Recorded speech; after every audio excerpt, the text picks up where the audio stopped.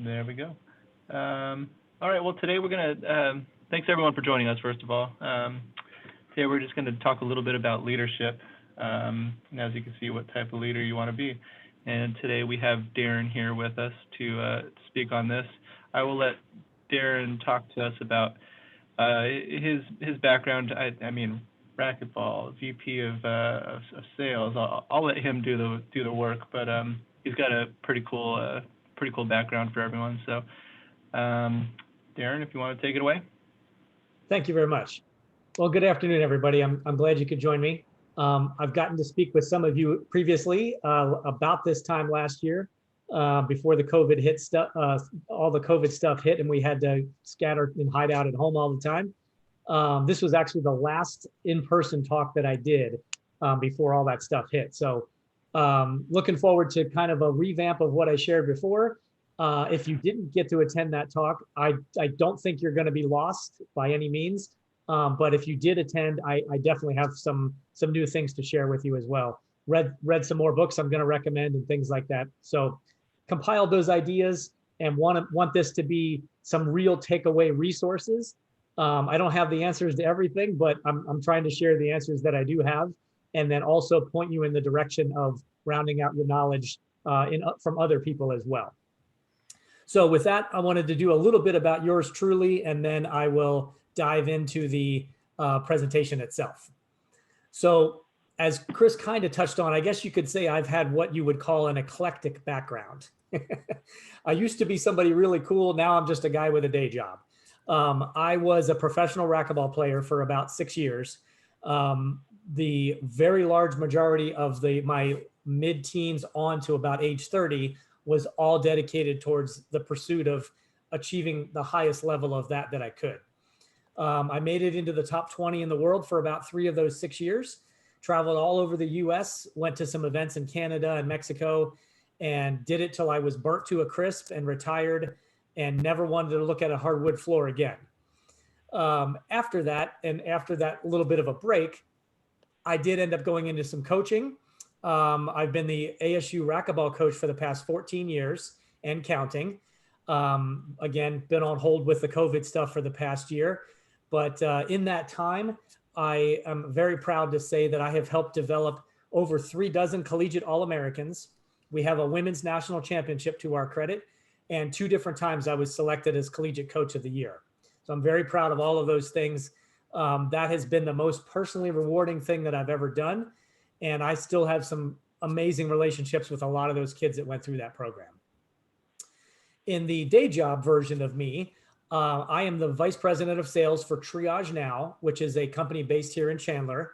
We are a 24/7 telephonic nurse triage service for workplace injuries. We offer that service nationwide, and I am the main salesperson. I have a very large group of resellers that I loosely manage. I'm not their national sales manager per se, but they work for insurance companies, insurance brokers, third-party administrators, people like that, and resell my company's service to enhance their offering to their own client base. So we work with everybody from Liberty Mutual and General Mills, Goodyear Tire, American Red Cross, all kinds of household names like that, all the way down to small mom and pop companies that have 15 employees and 1 injury a year. So I again sell that service nationwide. Been there since day one of the company, which was about 8 years ago, and love the fact that we still are committed to helping everybody, not just targeting the Fortune 500 world out there, and are able to bring our service to every business who would need it. So for some people, the idea of doing what is the equivalent of an interview day after day by presenting to companies and hoping that they pick you sounds like their definition of hell. For me, I like the challenge. It's actually kind of similar to my racquetball background, where I, at least prior to COVID, I would hop on a plane and fly to a new city. I would put on my uniform and go perform for an hour to 90 minutes. And hopefully that I had a win. And then at the end of that event, I would come home. So it actually is a kind of an interesting extension of my former life as a pro racquetball player. So with that said, I certainly don't want anybody to raise their hand through the chat message or anything like that. But in talking to some other companies and who have, similar dynamics where somebody is taking a person who's been with the company for a while and promoting them to management, I get a lot of this as feedback. I feel like I'm lost. I feel like I'm an imposter in this role as a manager or supervisor. And first things first, we all feel that way anytime we're new at something, for sure. Believe me, walking into the boardroom at Liberty Mutual to present to their decision-making team back in Boston was a nerve-wracking event. And I felt like, man, I'm not so sure we belong here. But as with most things, you get comfortable as you go. So I don't have all the answers, but I'm hoping to help take those of you who identify with this and push you in the direction of this with some resources and some of my personal thoughts on some of the leadership characteristics that are necessary and will help benefit you as you move through and get more comfortable with that role. So I'm aging myself here, but luckily I'm pretty sure a few of you also can identify with this as well. As a kid, I loved the $6 Million Man TV show. I was fascinated with the idea of we can rebuild him, right? And I've kind of done that myself. I built myself into a pro racquetball player, but when that career came to an end, I had to reinvent myself or rebuild myself in a different fashion. And I've gravitated towards sales roles for most of my professional career. Again, that started at age 30, so it's a little shorter than somebody who's 50 may actually have on the books. But for me, for the last 20 years, that's mostly what I've gravitated towards. And again, I love the idea of constantly adding additional pieces and rebuilding myself into the ideal scenario of what I need to be now.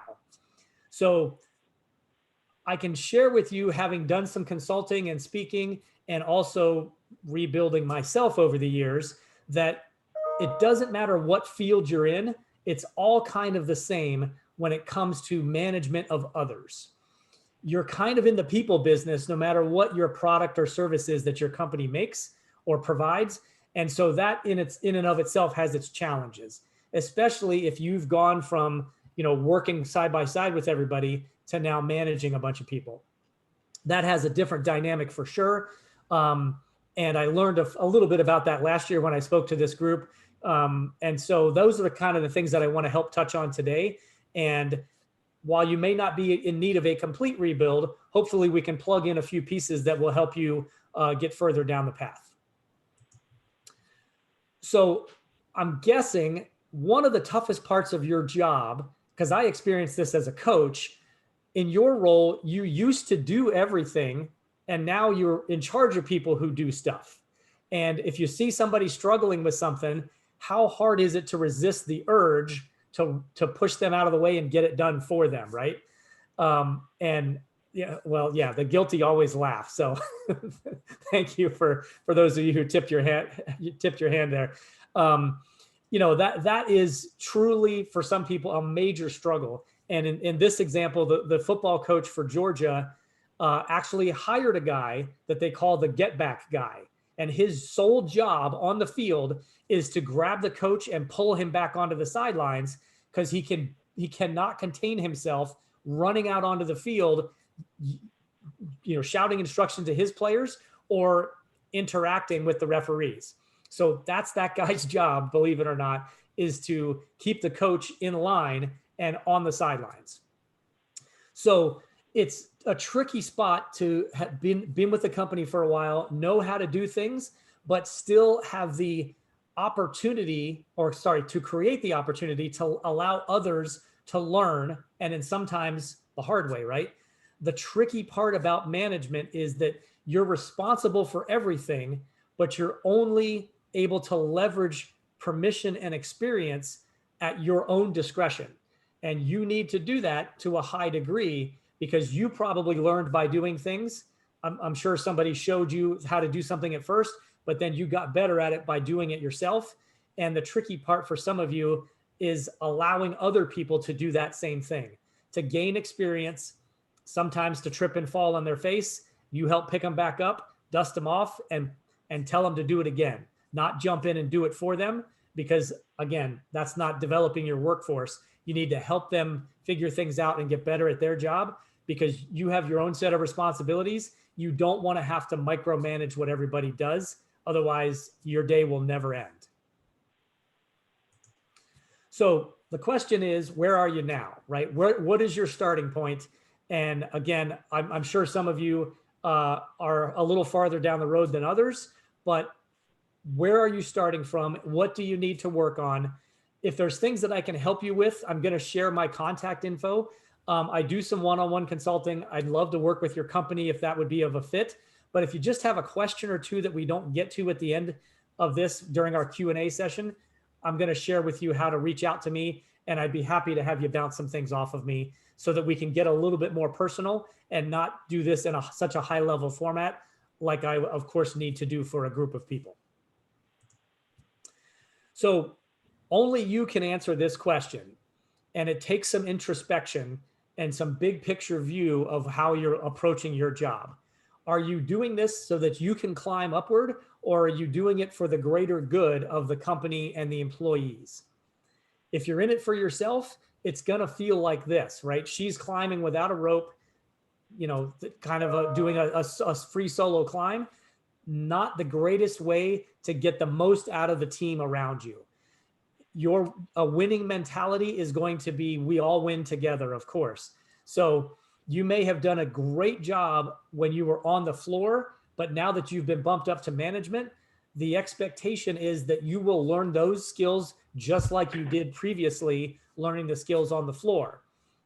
If you're seeing a high churn of coworkers, or worse yet, employees underneath you, maybe that's an indicator that you're not quite a great manager just yet, and you need to focus on some of the skills that will help not only retain the talent that you have, but again, have everybody working as a cohesive team. So which one of you of these individuals are you from this photo? And the answer really should be any of them, depending on the situation and who needs what type of help. Sometimes you need to be the first one up on the wall and pull people up and over with some assistance. Sometimes you need to be the guy on the bottom pushing people up first, and then you're the last one over the wall. Sometimes you're the guy in the middle that's kind of doing a little bit of both. So the quicker you can establish yourself as anybody on this slide, not just one of them sitting on top of the wall, the better your employees will respect and interact with you and be willing to go the extra mile when it's necessary. The tricky part is bouncing between these roles effectively all the time. And whether you have 3 employees that you manage or 30, that is going to be a sliding scale and a different scenario for each person and each situation that comes up. That's the true art of management or supervising others, for sure. I love this one because I actually worked for a guy like this for a little while, and it was brutal, right? I literally had to sit in my car and talk myself up to get out of the car and go into work. It was rough.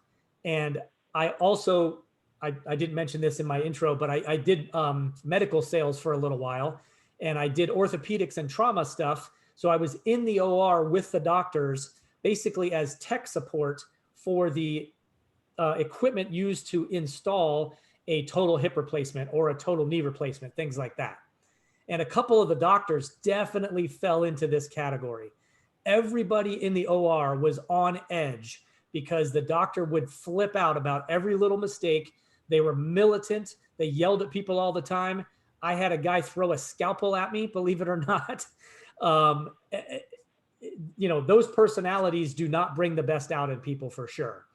For those of you who attended last year's talk, I had Bobby Knight, the college basketball coach, picture in here in kind of that same context, right?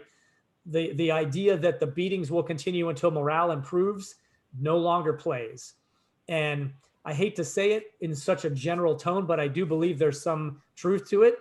The younger generation, the millennials and the Gen Zers that are coming up behind us, they're a little soft and mushy sometimes. So you yell at one of those guys and they're probably running for the door. So a different approach would be highly recommended for sure.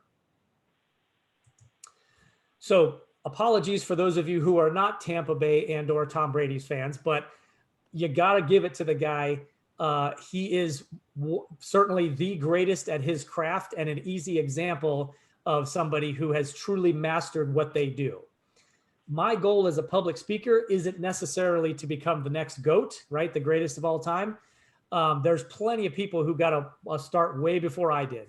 But in terms of myself, and this is where this applies to you, I want to be the best version of me that I can be. And so I'm always looking to round out my skills, learn new things, share new ideas, and those kind of things to help myself and obviously those who I'm working with. So one of the things that you may want to look at if you haven't done before is what are your goals that you're trying to achieve in this role? Is it more productivity? Is it better teamwork? Is it, a bunch of other things that are specific to your company? If, like anything else, if you write it down, if it's omnipresent because you post it somewhere and look at it all the time, it helps you stay on course and manifest those things to fruition. All right, so I borrowed some of the structure courtesy of John Maxwell, who's a very famous sales trainer, for the 4 pillars of leadership. So he had some really solid ideas, but I just tweaked them a little bit that I thought was a little bit more applicable for me as well as for my audience today. So first things first, it all starts with you. You definitely want to work on your own game, as this slide is illustrating, right? As you continue to grow and elevate yourself, that starts by rounding out your own needs, plugging your own holes, filling the gaps, as well as working on the strengths that you have. So if you're one of those that is guilty of being the first one in and last one out every day, that may be something you want to take a look at. Why is it that you feel that's necessary? Are you untrusting of your staff? Do things not get done if you're not micromanaging people?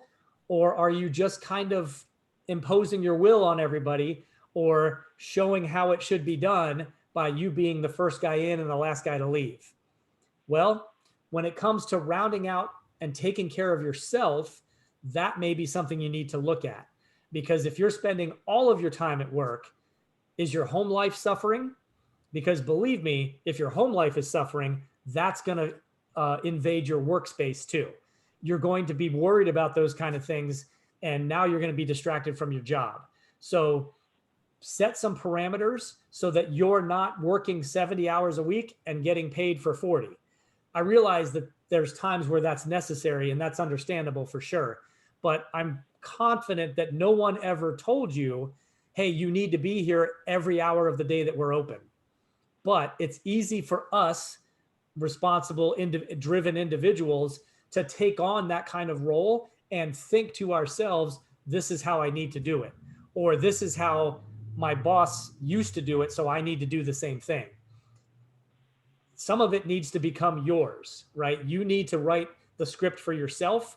And again, if you take care of things in the hours that you do them, you're setting a good example and the right tone for your employees, as well as you don't want the trickle down effect of people rushing in and parking their car 5 minutes before you do, and then trying to just find things to fill the day and stay on the clock until you leave so that they can go home too. That's no good for anybody. And in fact, here's a great example. I just read this on LinkedIn maybe a week ago, and I snuck it in here real quick. Bruce Arians, who obviously used to be the Cardinals football coach, now is in Tampa Bay. He said, I don't know if it was during a press conference or how it got out, but basically when he went to Tampa Bay, he very quickly established a rule for his staff, not the players per se, because it doesn't really apply to them, but to the support staff. He said, if I find out that you missed one of your kids' soccer games or a recital or some family activity because you were stuck at work, you're fired, period. He said, I have made that mistake throughout my career. My children and my marriage have suffered because of it, and I am not going to perpetuate that approach. So if I find out that you are stuck at work with your nose in your computer when you should be at a kid's soccer game, you're fired. And I loved that idea because that is the ultimate expression of putting parameters on your work time and the fact that you're a human being as well, and carving out time for yourself and everyone else who relies on you outside of work also. So again, teamwork is the key, right? So the outside in approach is you want to make sure that everybody is on the same page, is motivated, all trying to get the work done, right? Again, who are you in this picture? Ideally, it's the person in the middle who's already helped someone up and is reaching down to help pull somebody else up as to that same level as well. So again, it's going to depend on the circumstance. The nuance and the art of managing people is understanding that some people need a kick in the ass, some people need a pat on the back, and at sometimes somebody needs one or the other, but it's not always the same thing. So getting to know your people and really truly listening and understanding who you're dealing with and what they need to hear at that time is critical to really getting a team that is cohesive and willing to work together no matter what you throw at them. So I'm assuming you guys probably do a great job of this, but I still thought that it was worth touching on the side-by-side approach, right? If you're a boss, you're up in the balcony shouting instructions down at everybody else. If you're a leader, you're going to pick up the rope and you're going to help everybody else do their job.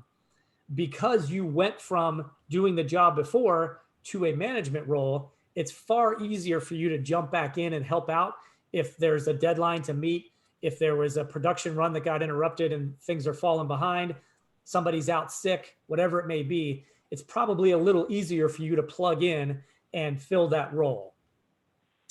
For me, as the ASU racquetball coach, and also parallel in my job, again, not directly managing, but loosely supporting about 200 resellers in the field of my triage service, I want to dive in and do the work for them, but I know I can't. So I do the workouts with the ASU kids, and I still kick everybody's butt on the team. But when it comes to playing the matches, I can't go do it for them, right? They don't get to tag out and I tag in and go beat the opponent. I'm working with them ahead of time. I'm giving them specific instructions, and then I got to turn them loose to go play. Same thing on the sales side. I give as much instruction as I can. I whisper answers into somebody's ears from the sidelines, but ultimately those salespeople have to go out and do their job, and I can support them in whatever fashion possible, but I can't do the work for them. So I want to make sure that I'm helping to set the right culture for all the people that I touch. And then within my company, we have a tremendous culture that we've established over the past 8 years. And I humbly want to share this with you as an example of something to strive for. So about 3 years ago, we had a really large client that was supposed to come on board, and we hired more staff, nurses that take the phone calls. And at the last minute, there was it's a long story, but there was an issue that prevented that client from switching from their current provider over to us. So we hired 3 more nurses, and now we're overstaffed. And instead of having to fire those people or cut them back until I filled that gap with more sales, the entire nursing staff got together, and a few people said, well, I can work part-time, or I can take a cut in hours for now until we get more business. Don't fire anybody. We want to keep the team together. And the management never prompted that. We didn't make that suggestion. We did not set that in motion, hoping it would come to fruition. The team did that themselves. And I think that is a tremendous example of a work culture where it's truly all for one. And it didn't take long before we were able to add more business and put everybody back to their normal hours. But what a tremendous example of not only human kindness for sure, but teamwork in a small company like we are. We're about 50 employees now, and 3 employees doesn't make or break us. But to those 3 employees, to get hired and then get laid off right away would have been very impactful. And it was really cool to see our team step up and find an alternative way to help them. Sorry, Tom Brady again. So the upside down model that John Maxwell talks about is actually referencing Coach Bruce Arians again. Once you reach a certain point of your knowledge base and experience, it's kind of part of your job to send the elevator back down, so to speak, right? You want to share and teach as much as you can. Your job is to be in the business of making everybody around you better. And to some degree, even your possible replacement, right? Because it's someday you may get tapped to move up yet another level, and you don't want somebody to start in your position that you're currently in cold without any training or any real experience. So the better job you do of developing everybody around you, it's better for them, it's better for the company. And again, ultimately, if you end up getting bumped up the food chain one more time, you're going to have a very viable replacement to fill your shoes. And that means that productivity and output and camaraderie and all those things that you've worked hard to establish should very much stay intact, even if you're not in that directly touching role anymore. So again, that's what a coach does, right? The reason people avoid the boss is bosses get people in trouble. They make you do extra work, et cetera, et cetera. A leader is somebody who you want to be around, you gravitate towards because they have knowledge that they're willing to share with you. And you want, as an employee, you want to learn from that person. And again, maybe one of your employees or a couple of people are looking forward to the opportunity to step into your shoes as you move up within the company. So do your best to help train everybody and make everyone around you better. So at the end of the day, this is what you want, right? Everybody should have mud on their face, a couple of scratches and bruises, but everybody came across the finish line together and everybody's willing to get stepped on, pull people up, wait for somebody who's lagging behind, whatever it may be. If you have a team that's willing to do that, you are an unstoppable force for sure. And that is a very high compliment to you as a leader and a manager for sure. But you don't want to do everything on your own. So I'm a big advocate of the idea of developing your own personal board of directors. And obviously this group goes a long way to kind of function in that manner. You guys are a resource group for one another. You struggle with similar problems. Each of you has input and ideas on how to tackle things. So that's a great start down that path. But there's a lot of other things that you as an individual may need, or for your particular company, things are a little bit different. So now I want to touch on some of the resources to really enhance that. So I love this quote. I'm going to read this. I'm a huge pro tennis fan, men's and women's, love it. I use a lot of those parallels for coaching my racquetball kids. But this is from Rafael Nadal, who is, if you watch tennis or even just watch SportsCenter, you've probably seen and know who he is. He's one of the top tennis players in the world, has been for the past at least decade for sure. So I'll paraphrase this, but basically what he's saying is the days that you don't feel like putting in the effort, that you wake up feeling a little off, you've had a bad day, you had a fight with your spouse on the way, right before you leave for work, whatever, when you can still show up and do your job to the best of your ability, those are the days that you bank the ability to overcome obstacles later on. So what Nadal says is that is how you win championships. What separates the good players from the great players is to do the work even when you don't want to show up and be present, to be a good listener when somebody comes in and has a complaint or a concern about something, even if your mind was elsewhere until 5 minutes before that person walked in your office. Doing the job to the best of your ability all the time is what sets the tone and what makes people trust you and go to you as a leader for advice on how to solve a customer or client complaint or problem. We've got a late shipment coming in. We're not going to have the materials we need to hit our deadline. How should we handle this? Or sometimes if you're really developing relationships with everybody, they will come to you with some personal issues as well. Again, I think that is a great reflection of how they see you as a manager and a leader. So if you're getting people that are coming to you with some of those kind of things, it's probably a good sign you're on the right track. Of course, you need to draw the line and still be a manager and not that person's best friend in every case. Sometimes there's some tough decisions to make and some lines that have to be drawn. But again, as an indicator of your how the team views you, if they're coming to you with things that are starting to stray outside the bounds of directly related to their job, you're probably doing a pretty good job in that role. So one of the ways that you want to round out yourself and also be a better resource for everybody is read or consume as much as you can. So I love biographies and autobiographies of successful people, whether they're military or business people or athletes, doctors, whatever it may be. Nadal's book is fantastic. I happen to be a huge tennis fan, so maybe that sways my thought a little bit. Andre Agassi's book called Open is also fantastic.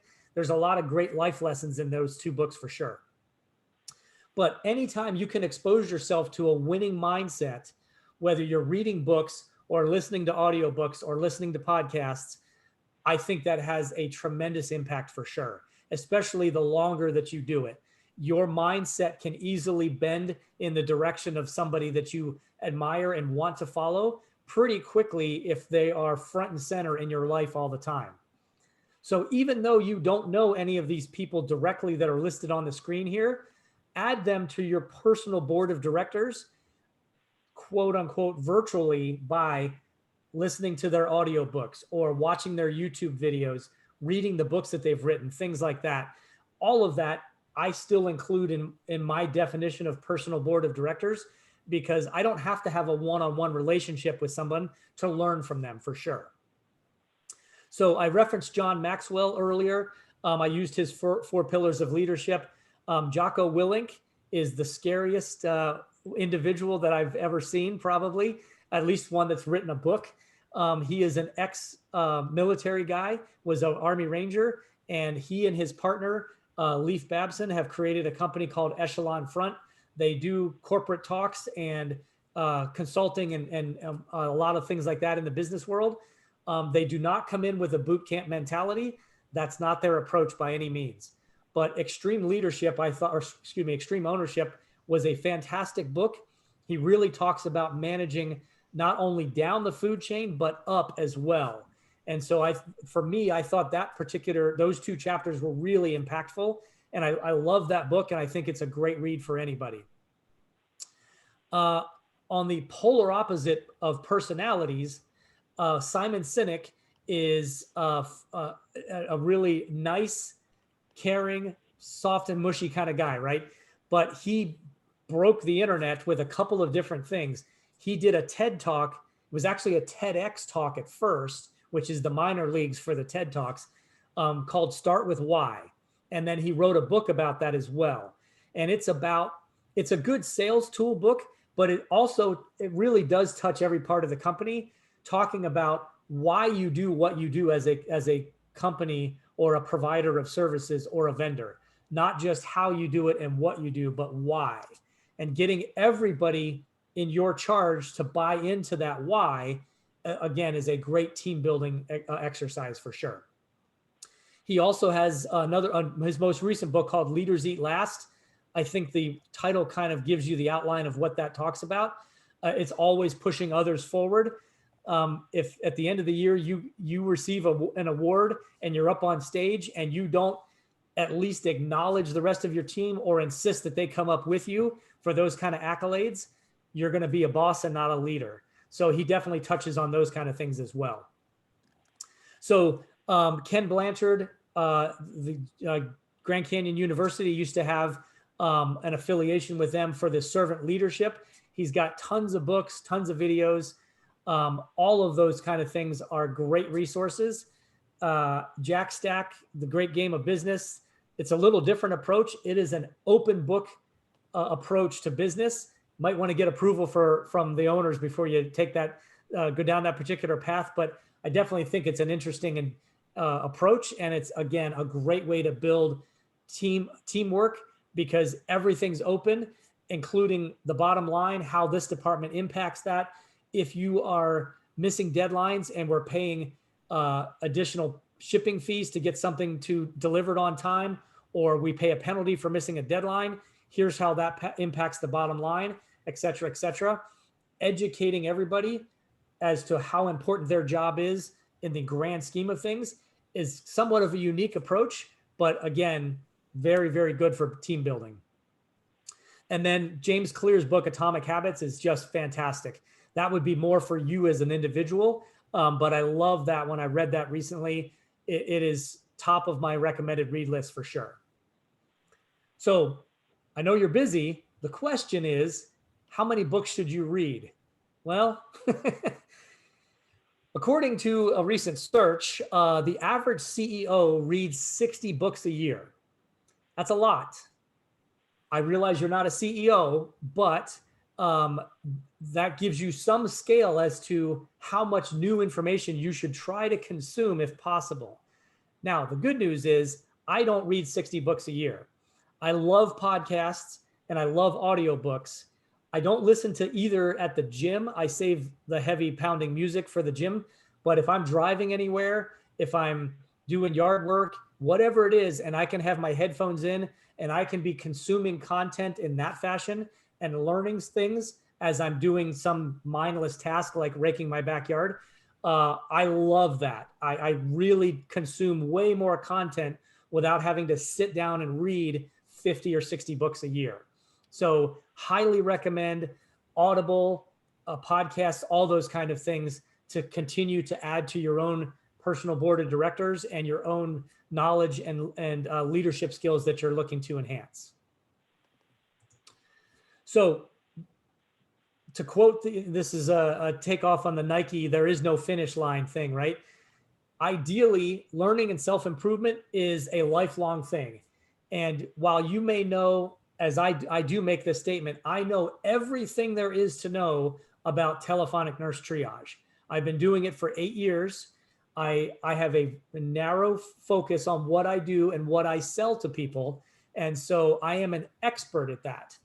But that doesn't make me an expert manager or leader. I need to round out all of those skills and continue to add to those things.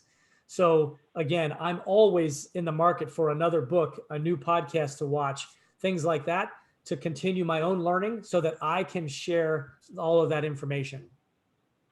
Will Rogers, the famous cowboy actor from many decades ago, had a great quote. Basically, it was, even if you're on the right track, if you're sitting still, you can still get run over. So do your best to continue to move forward. Your competitors, your clients, the market itself, the world in general, everybody's moving at a faster pace. So anything you can do to keep up, or even better yet, keep ahead, is going to make you that much better off in the end. It's probably the only way you're going to survive too. So with that in mind, I wanted to share with you my website address. Again, I'm going to do some Q&A here if you guys would like, but if you have a question that you didn't want to ask in the group format, that's fine. Go to the contact page on my website and shoot me an email. You're welcome to connect with me through either my day job LinkedIn profile, which is Darren Shank, or Darren Chatter is the speaker version of me. I started that LinkedIn profile from scratch. I target a little younger audience in the things that I push out on Darren Chatter on that LinkedIn page. But again, if you're just trying to reach out to me, feel free to utilize that. I do have a YouTube channel. Again, my target audience for the videos that I'm doing, which I think the content is pretty good. The video quality, production quality needs a little work, but I'm working on that part. I do have a YouTube channel. It's Darren Chatter. There's a lot of stuff in there that probably won't apply to a little bit older, mature audience. But when I do speaking at in the WP Carey School at ASU and also the business school for NAU and other places like that, the videos that I shoot are typically for that audience. There may be a few things that you find helpful. I write a blog all the time. I wrote blog number 255 last night, and I'm doing some voiceover readings of those. So again, if you have a 20-minute commute to work, you could click on that and listen to me read the blog to you. I usually overlay that on a drone video. So if you are sitting and watching it, you have something to look at. But basically, you don't need to see anything. You can just listen to me read the blog to you if you prefer that instead of reading it yourself. So with that, again, I wanted to open it up to any Q&A that you guys may have. If there's something that you want to touch on that you don't want to ask the group, again, feel free to reach out to me through one of these resources, and I'd be happy to address that question directly. I'll leave this up instead of the Q&A slide that's next. So if you would like to just unmute and ask a question or use the chat feature, please do at this time.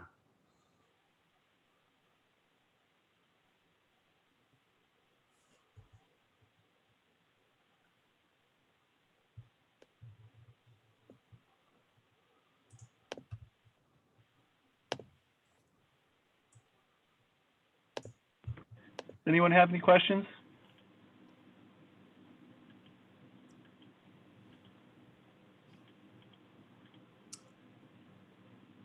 All right. Well, I must have explained everything very, very well. Well, Darren, I have to say we've done quite a few of these Zoom meetings, and you have a very, very engaging presentation. And thank you. Yeah, it's very informative, and it's just really nice to have somebody that is very well prepared and knows what they're talking about and has a very engaging presentation. So I really appreciate it. Well, thank you. That's a tremendous compliment. Thank you. It sounded like we were recording this presentation, so we'll make sure that we get a link out to everyone. Barbie, is it okay? Can we also just include Darren's contact information in that email? Absolutely. Yeah, I'll send it to everybody. I've got another Zoom meeting at 1, but I should get it out to you by like 2:15, and I'll send this also. And I am going to be back in April as well. I was on the schedule to speak on a different topic in April, so I look forward to seeing you guys again soon. Absolutely. Yeah. Thank you, Darren. Cool. Well, if there's last chance, if there's no questions, I'll let you guys get back to the rest of your meeting. Yeah, thank you again.